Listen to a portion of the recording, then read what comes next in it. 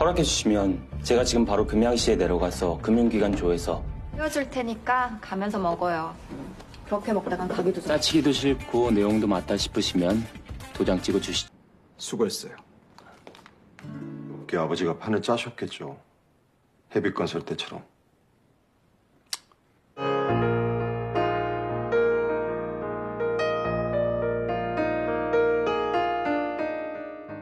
Tak sesuai harapan, ternyata Howoo menolak tawaran Han Seung-jo.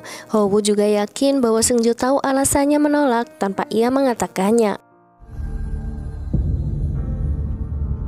Direktur SIM terlihat melaporkan semua yang dilakukan tim audit. Tim audit ternyata sudah mencapai langkah akhir, yaitu meminta konfirmasi dari bank yang menangani keuangan People Entertainment. Tapi tentu saja pihak bank tak akan memberikan konfirmasi semudah itu, dan hal itu memberikan keuntungan bagi CEO Han.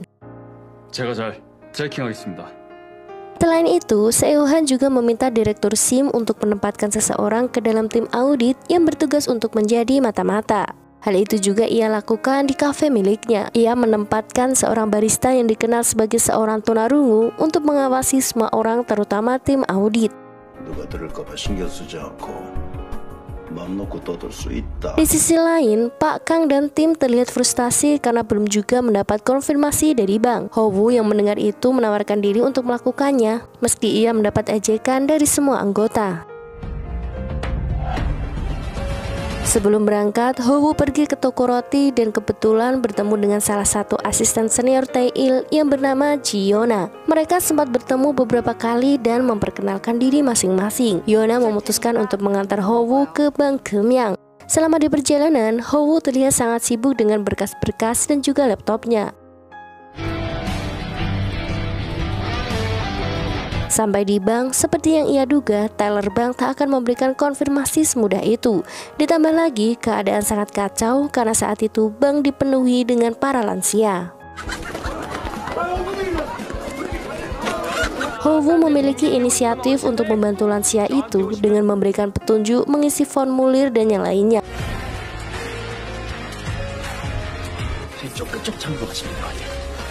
앞에 보이시는 창구로 가면 될 것 같습니다. 선배님 안녕하세요. Akhirnya semua klien telah pergi dan Howoo kembali mendekati Taylor. Lagi dan lagi, Taylor itu hanya beralasan dan menyuruh Howoo kembali besok lagi. Ternyata Howoo juga telah memprediksi hal itu. Karena itulah sebelumnya di dalam mobil ia menulis laporan konfirmasi lalu mencetaknya. Jadi Taylor itu hanya perlu membacanya dan memberikan cap lalu masalah selesai.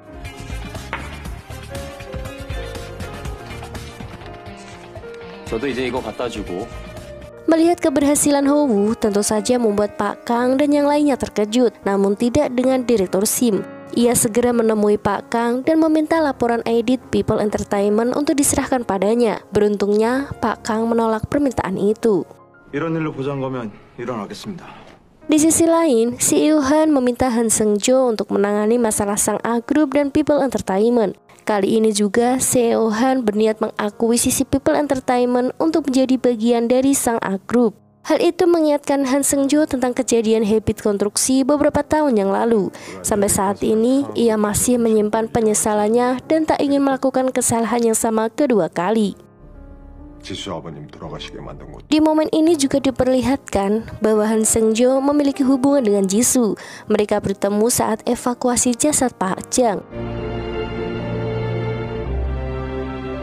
Direktur SIM memilih Howoo untuk bergabung dengan tim audit dan memintanya sebagai mata-mata mereka. Howoo tidak menolak tawaran itu dan segera melaksanakan tugasnya. 법인의 핵심 인재가 되는 게 제 목표입니다. 지명우 이사님처럼요. Howoo yang telah berada di dalam ruangan tim audit mulai membaca tentang laporan keuangan People Entertainment. Pak Kang yang melihat itu terlihat was-was seolah tahu bahwa Howoo ada untuk memata-matai mereka. Howoo mengungkapkan kejanggalannya saat melihat aset inventaris mereka yang mencapai 42 juta dolar. Itu adalah jumlah yang cukup banyak untuk sebuah perusahaan hiburan. Pak Choi, anggota tim audit yang lain menjelaskan bahwa jumlah itu mereka dapat dari investasi 2 film dan juga cindera mata milik artis mereka. Namun karena pandemi Covid, film mereka belum rilis hingga saat ini. 지금 영화에 팔려고 만든 물건들이니까. Mendengar itu, Howoo tampak membeli cindera mata artis-artis itu serta mencari informasi film yang dimaksud. Setelah menemukan sesuatu, Howo mulai menyuarakan pendapatnya. Tapi saat ia terus menyebut aset inventaris, Pak Choi malah memarahinya karena aset itu sudah diselidiki oleh mereka dan mereka tak menemukan apapun. Namun, Pak Kang yang mendengarnya mulai melihat adanya kejanggalan pada aset inventaris itu. Ia bahkan meminta Howo untuk menjelaskan semuanya. Howon berkata bahwa People Entertainment mengatakan akan merilis film itu di luar negeri dulu, tapi kenyataannya sampai saat ini mereka tidak melakukannya. Meski ada beberapa orang yang membeli tiketnya, mereka segera mengembalikannya. Meski People Entertainment telah menghabiskan dana sebesar 30 juta dolar, jumlah itu tak akan bisa mencapai jumlah aset inventaris mereka. Menurut Howo, mereka mengalami masalah di tahap perencanaan. Lalu untuk aset cendera mata itu, barang-barang itu adalah milik artis yang sedang vakum.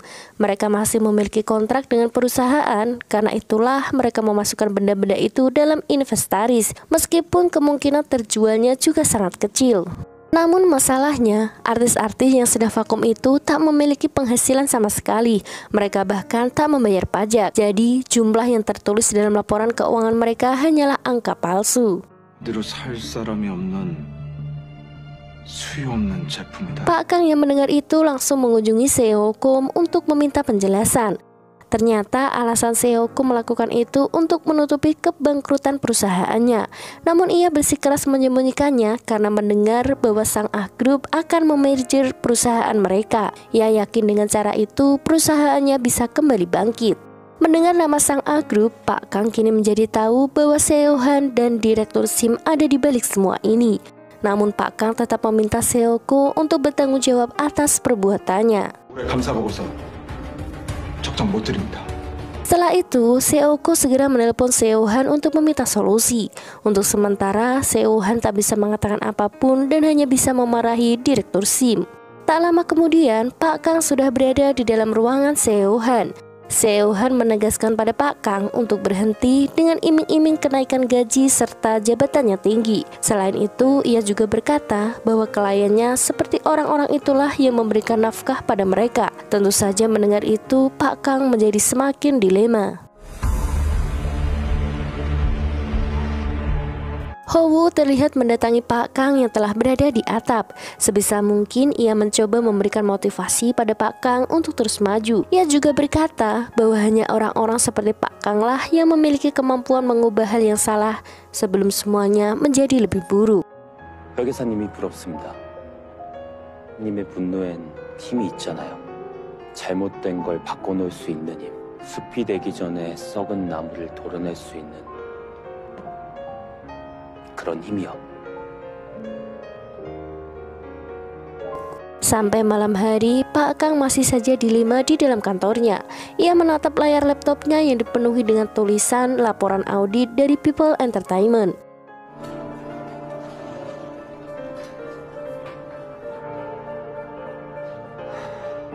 Setelah berpikir sepanjang malam, Pak Kang memutuskan untuk tetap mengirim laporan auditnya. Selain itu, ia juga memutuskan untuk meninggalkan perusahaan.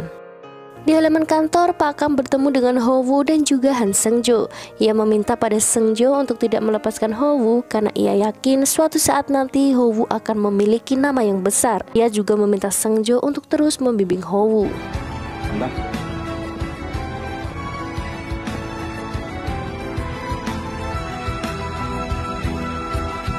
Setelah laporan audit Pak Kang dikirim, Seo-han dan juga Direktur Sim terlihat berpikir keras untuk menyelesaikannya. Seo-han memutuskan untuk mulai mendukung opini disclaimer. Sebelum para pemegang saham People Entertainment mengajukan gugatan pada mereka, mereka harus segera membuktikan bahwa pendapat yang berbeda pada tahun ini adalah sama-sama benar dengan pendapat tahun lalu. Sementara itu di rumah, Howo terlihat memandangi foto jajaran para pegawai Tail Accounting. Sepertinya ia sudah tahu segalanya tentang perusahaan itu, termasuk orang-orang yang bekerja di sana dan apa perannya. Ia kini juga tahu apa yang sedang dilakukan Tail serta langkah apa yang akan Tail ambil. Ia juga sengaja mendekati orang-orang yang memegang kuasa di dalam perusahaan itu.